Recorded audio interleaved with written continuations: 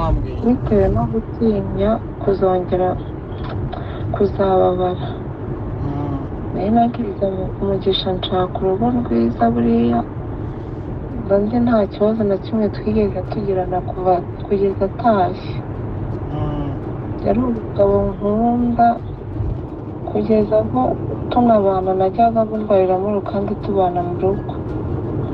kandi nawe mu bantu yabaga ameze nk'umusazi niyo ajya arakara n'umunsi n'uyu na rimwe.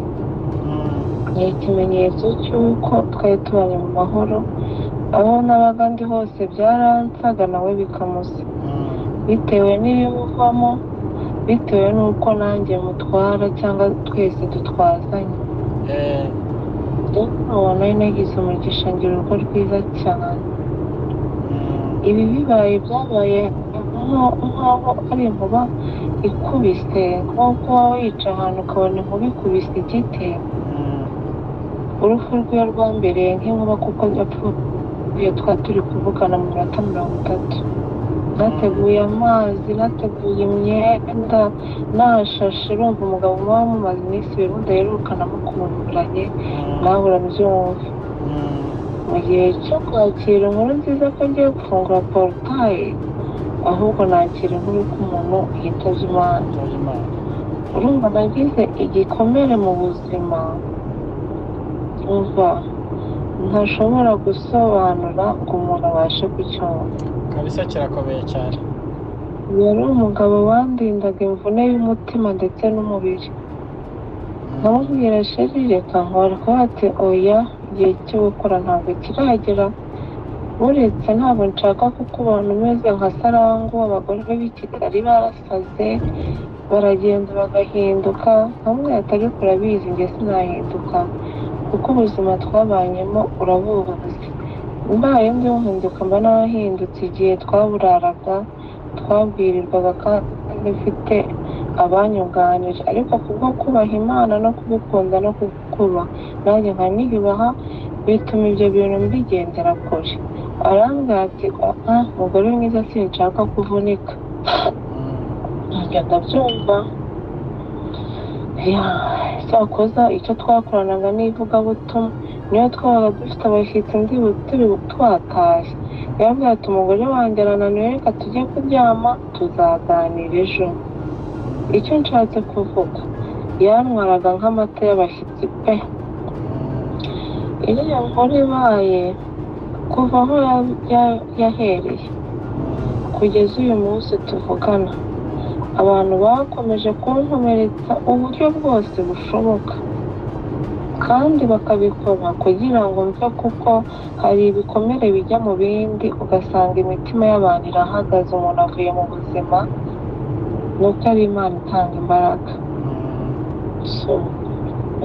ndavuga ati rero ngira impungenge abana banifite n'ibindi bintu by'umwuga nkabona byihoreye bazishakira ubuzima.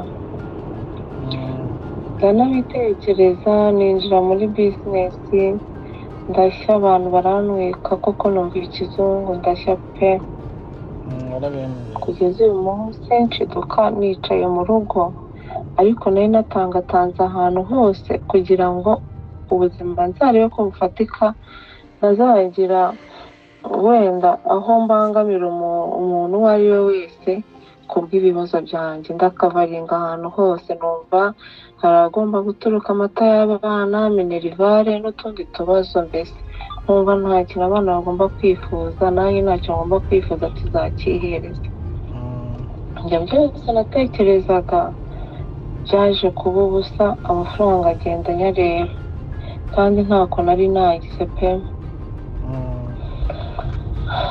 ndavuga ati numvaga n'ibintu by'urukundo ari ibintu nashaka kwinjiramo. abana bane nimbashakana nkagenda nkababara, nabo nkabatera igikomere, zabyifatamo gute? ndavuga ati reka njyewe nirinde, niturize n'umubiri wamagurukana koga amazi akonje ako kanya, nkumva ntabwo ari ibintu nshaka kwegereza umutima wanjye. rero uje wongejeho icyifuzo nkumva binteye gutekereza ndavuga se ndi umuntu nabonye hari abacogora bagize n'imyaka 50, hari abacogora bafite 40, ndavuga se ubu se nanjye siko byazangendekera, izi mbaraga z'umutima n'umubiri nzazigumana? ndavuga ati uko byagenda kose mfite aho ndambika umusaya kandi uko mbayeho ndanyuzwe, ariko mu buzima nkeneye umuntu umenya niriwe gute, abana bameze gute, mbese umenya uko naraye n'uko niriwe. koko ndavuga ati ibi bintu umenya mbikeneye pe. mbwira ibyakubayeho. njyewe na mbere nagize impuhwe kuko ibintu byo guhemukirana, iyo mbona umugore n'umugabo babaye nabi mbabara cyane, kandi ariho abantu babiri bagakwiriye kuvana ibyishimo.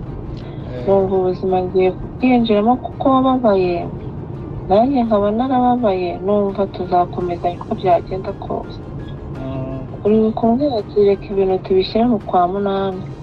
wakubwira se mu kwa munani ko ari iki wabizanye mu kwa gatatu? numvaga ndimo neza pe, kandi na n'uyu munsi ndacyarimo. ubwo mbese numvaga ari ibikomere tugiye kuvurana, numva nta gikomere nagutera nanjye ntacyo nakwitera, urazwi nanjye ndazwi. nta gahunda yo kuvuga ati nteganya kuza nazasenga, kandi binabayeho satani yaba anteye icy'umutwe sinjye kukubeshya, bitewe n'ukuntu numva nitwararika muri njyewe. rero ibyo nakubwiraga, ubu tuvugana afite mesaje zigera nko ku 10,000 ntarasubiza, zigenda ziziraho n'izindi. wenda abo ni abantu ku ruhande baba bambwira ibintu byabo, mbese biba ari ibintu byinshi biba mu bantu. kabiri, n'inshingano mba mfite, haba ku ruhande rwa Mary, ku ruhande rwa shangazi wari wararokokanye na Dandi, haba ku ruhande rw'ahangaha mu rugo spendinga amafaranga menshi cyane. uri kumva, nkareba abakozi mfite bagera muri bangahe, muri 3, umuzamu hano biba imodoka, umva ku buryo udafite umuzamu washiduka abana yitwaye n'umenye yanayitwariye. uwo ni umuntu w'ingenzi, umukozi w'abana ni umuntu w'ingenzi, umva bikomeye, n'umuriya mukozi wo mu ngurube. nkareba depase z'ibyo abana bakoresha ku ishuri, nkareba moto zabo, ayo yose ni amafaranga. nkareba abana afite ahangaha, kuba nabarekura byakunda, ariko nkaba ndi gushakisha umurongo nabishyiramo kuko ntabwo bambaniye neza. usibye kuba nihangana, ariko n'abana batambaniye neza, twirirwa twabuze ibintu, umuntu arahaha soke ugacungana nayo, ucunga ibintu byagiye utamenye uko byagiye, amaboni bariba, ibiryo bariba, imyenda bariba, inkweto bariba, imyenda bariba. izo ni ingamba mba ndi kurwana, ntashobora gupfa kubwira umuntu uwo ari we wese, kuko ari abana nareze nk'uko najya gusebya shami cyangwa Pramedi naba nimenye inda. ni nako ntashobora kujya kuvuga ngo abana ibi n'ibi, atari uko bihari, kuko naba mbaye umubyeyi gito. ibyo ni ibintu byose ngomba guhereza umurongo. shangazi ntamuhaye amafaranga ngo arye, umva yabwirirwa akaburara, akabwirirwa akaburara. nubwo umuhungu we atagihari, ariko ni mabukwe arisaziye. mwamubyara nawe na epfo na uruguru. nanjye ubwanjye umva ntacyo nishingikirijeho usibye Imana yo mu ijuru, cyangwa Imana ikaba ica mu bantu ikavuga, nkabona umuntu yohereje 20, yohereje 10, mbese nyine ukibaza nk'ubwo buzima, ukibaza mbese buzarangira ryari. ugakora imibare mbese yo mu kwezi ukabona birahabanye cyane, usibye kuba umuntu yishyira mu mutuzo ukabona ariko birahabanye pe.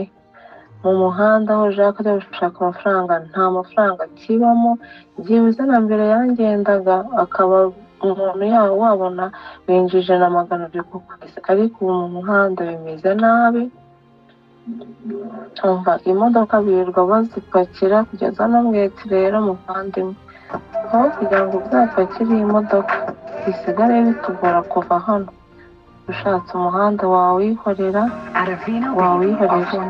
Avesisi zo zigira amafaranga, ariko rura yarazihagurukiye mu rwego rwo hejuru. Ubu tuva mu rugo bagenda babaza, ni uko nyine umuhanda bamenyereye, n'ubundi igihe wakabazi yuko ari abakiriya tujyanye. Rero guturuka Nyabugogo kwinjira mu yindi mihanda ni ibintu biba biteye ubwoba. Hari n'igihe banga no kubyemera, ugasanga utahanye ideni ukaritahana rwose bakwandikiye, cyangwa se urabizi mu muhanda mukagira nawe urabyumva. ndamubwira ati rero umuhanda ndabona amaherezo ari ukuvamo, kuko ntabwo bizoroha. ari kumva ibyo byose n'ibibazo mbafite, hagakubitiraho mbese ibibazo byo mu rugo, ibibazo by'isi yose. Iby'isi yose byo umuntu wese niyo yashyiraho ifoto yanjye arancuruza pe. Ibyo bakabikora bazi mbese barashaka kwamamara cyangwa kubona amafaranga, ariko ntibanatekereze uyu muntu ntituri kumwica urubozo. Usibye Imana igira neza yaratanze ku muntu umutima ukomeye cyane, ariko ibyo bankorera hari umuntu babikorera akarara apfuye bagashyingura. Usibye Imana impagararaho, ibibazo abantu baneje nta na kimwe nigeze nikururira, ni abantu babikurura bakabikireye. Atari Imana mba narapfuye hejuru y'imva yanjye haramezeho n'ubwatsi. Ariko kuko Imana ari umutunzi w'ibintu byinshi, iba gukomera n'imbaraga z'umutima. agakubitiraho ideni ry'uyu ngo ni sifa. arampamagara umutima ugahagarara, ku buryo mba numva isaha n'isaha nzashiduka ibintu biri mu itangazamakuru. Kandi njye nta kibazo kuko urugamba ndarumenyera, ariko umukozi w'Imana wagiye nubwo yagiye rwose bizasigara byitwa ikindi kintu. Kabiri, abantu bazi ngo bafite amafaranga menshi cyane, iposita itabasha no gusembuka. Ariko ni kwa kundi Imana yisigira umuntu ugasanga ntabwo usa n'ibibazo nyine urimo. nawe umva amagaritse umutima bikomeye, kandi ku giti cyanjye nkumva nta na kimwe nabashije gukora. Nkumva nta nyandiko mufitanye, nta sezerano mufitanye, ariko byibuze ikibazo cyasigayemo ukabasha kuba wagikemura. Ibyo cyonyine cyo nari nakoze cyagombaga kumuha icyizere, ariko igihe cyose akumva ko nazamuhemukira nk'uko abantu benshi babaye babihemu. Ngiye kuri biriya bintu natumije, ni umumama w'inshuti yanjye yankundiye kuri sosho, asaba ko duhura turahura, arambaza ese mama pasiteri uri gukora iki?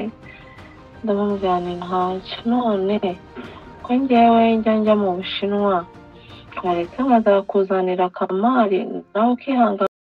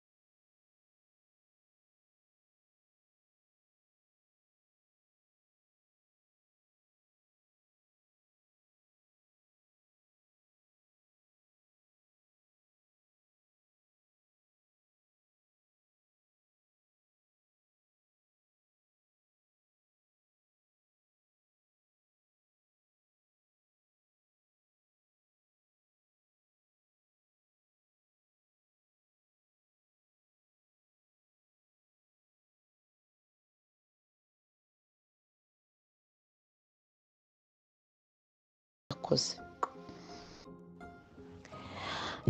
mbese nyine ndagukunda nkashira numva ndagukunda baby, I love you so much honey wanjye, I love you so much, ngukunda nta bunebwe mukunzi wanjye kandi nzaguhora nero agaciro, ndagukunda numva nakubaha